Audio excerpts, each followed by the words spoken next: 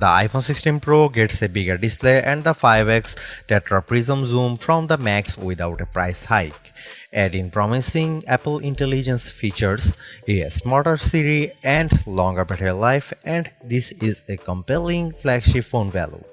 I just wish the charging speed got a boost and that visual intelligence and ChatGPT weren't coming later. Between the iPhone 16 Pro and 16 Pro Max, the latter seems like a bigger deal because of its enormous 6.9-inch screen, but I am telling you, the iPhone 16 Pro should not be overlooked. I have been using both of these new iPhone Pros side by side, and I think the regular iPhone 16 Pro is a better value for $999 US. You get a bigger display than last year, the most powerful 5x zoom that used to be a Pro Max exclusive, and an impressive battery life boost based on our testing.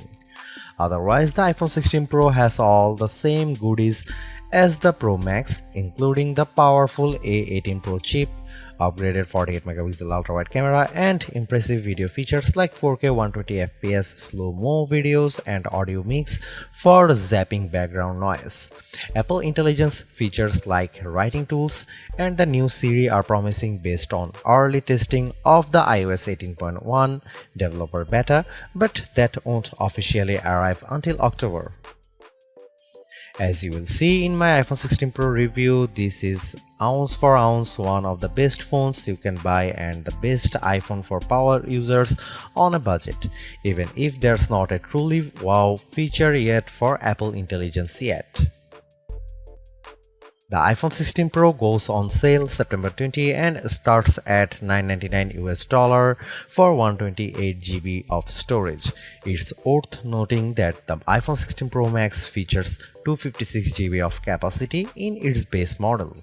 The good news is that you can get 256GB of storage for $100 less than the iPhone 16 Pro Max, and you get the same max storage option of 1TB for those willing to really splurge. The iPhone 16 Pro is still a compact phone, but there is a trade-off with getting a larger display. It's now more of a mid-size phone now as opposed to a small phone as the size and weight have grown.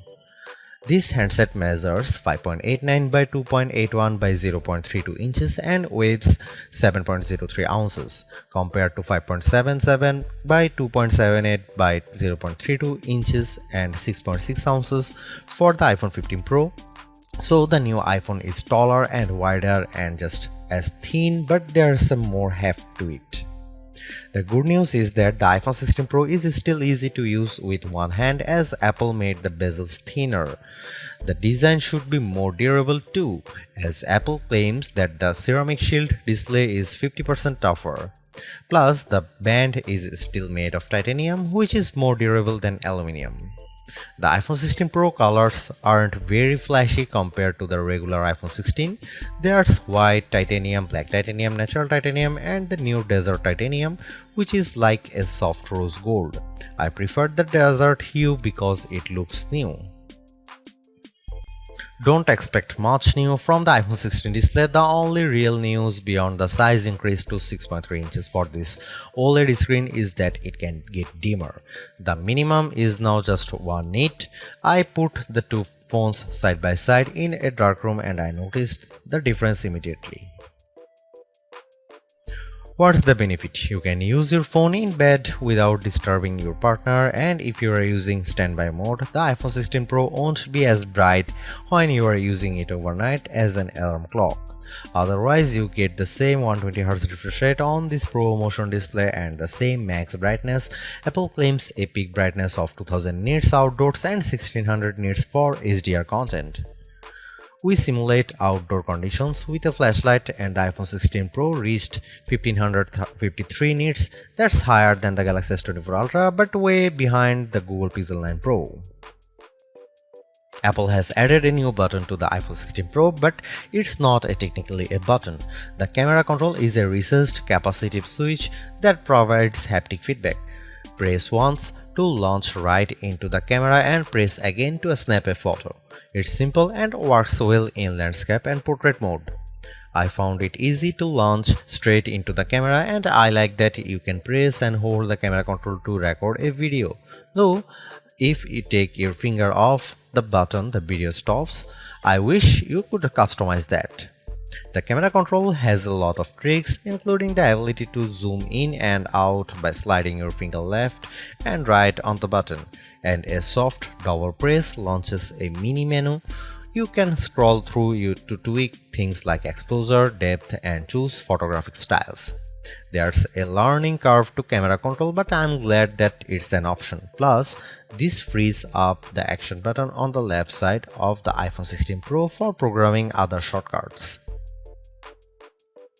The iPhone 16 Pro has a few key upgrades that I appreciated during my testing. There's a sharper 48 megapixel ultra-wide camera, a faster 48 megapixel main fusion camera with zero shutter lag, and the 5x tetra prism zoom borrowed from the Pro Max series.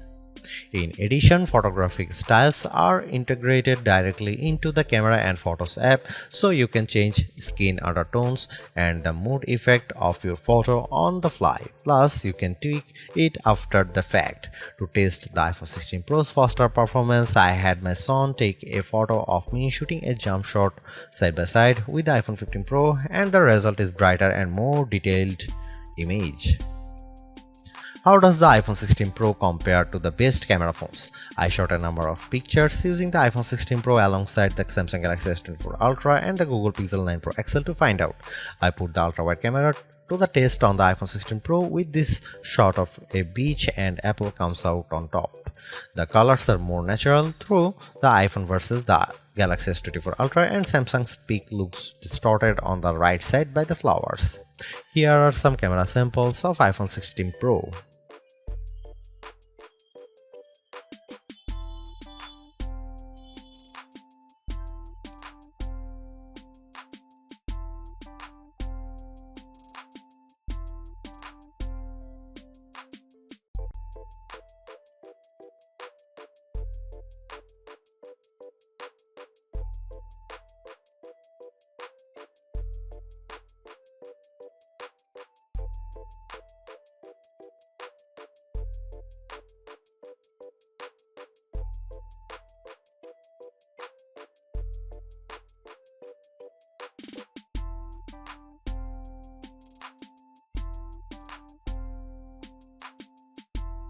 Hey Siri, are you smart yet?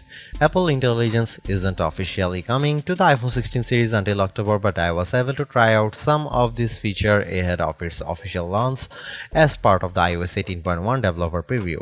Writing tools can be fairly helpful. I used it to summarize a long note in the Apple Notes app and it came up with a useful summary. I also had fun with writing tools trying to rewrite an email I purposely wrote in a root tone, choosing the professional option, and the result was indeed closer to what I would usually send. I also used Apple Intelligence to look up how to do various things on the iPhone and get back step-by-step instruction for how to screen record on your iPhone, so you'll definitely spend less time looking up how to at online. On the Photos front, my favorite Apple Intelligence feature is Memory Movie. You can give the Photos app a prompt like a beach memories through the years with an upbeat soundtrack, and you will see the AI go to work sifting through all your photos and videos, and the end result was pretty satisfying, fittingly ending with a sunset peak. While it's overdue, I appreciate that the iPhone 16 Pro has a clean up button, which is basically Google's Magic Eraser on iOS. Apple's version of this feature is smart enough to identify objects or subjects you might want to remove, and it works quickly. But the feature struggled in some cases to completely erase what I didn't want in the frame. Siri is definitely the biggest upgrade with Apple Intelligence. It's a lot more conversational and forgiving of mistakes as we speak. For example, I was able to correct a timer from 10 minutes to 5 minutes on the fly and Siri got it right. The new Siri in Apple Intelligence is also better with follow-up questions. For example, I could ask about the weather today and then say, how about the rest of the week? And I got an extended forecast. Siri was also smart enough to answer who do the Yankees play next and what are the odds in succession. Though it couldn't tell me who the starting pitcher was, I got several links instead. Another plus is that you can talk to Siri just by typing. You tap the bottom of the iPhone 16 Pro to enter your query, which comes in handy when you can't talk. Siri is definitely getting better, but it doesn't have that wow factor that you will experience with Gemini Live Voice or GPT-40 Voice, where it feels like you are having a real conversation with a chatbot. Overall, the iPhone 16 Pro is arguably the best flagship phone under $1,000. You get the same excellent cameras as the iPhone 16 Pro Max for $200 less, and I think the screen is big enough at 6.3 inches while being easy to use with one hand. I also like the improved battery life, handy camera control, and compelling audio mix feature for videos. The Apple Intelligence capabilities such as writing tools, the new Siri, and cleanup show promise, but some of the more exciting features like ChatGPT integration, image background, and the Google Lens like visual intelligence are coming later. In terms of the competition, I think the Galaxy S24 Plus and Google Pixel 9 Pro have more compelling AI features right now, but I prefer the camera system from the iPhone in many cases and the extra performance from its A18 Pro chip. Should you upgrade to the iPhone 16 Pro? If you have an iPhone 13 Pro or older phone, I'd say yes. And if you have an iPhone 14 Pro, I'd say wait to see how well Apple Intelligence works once it fully rolls out before you buy.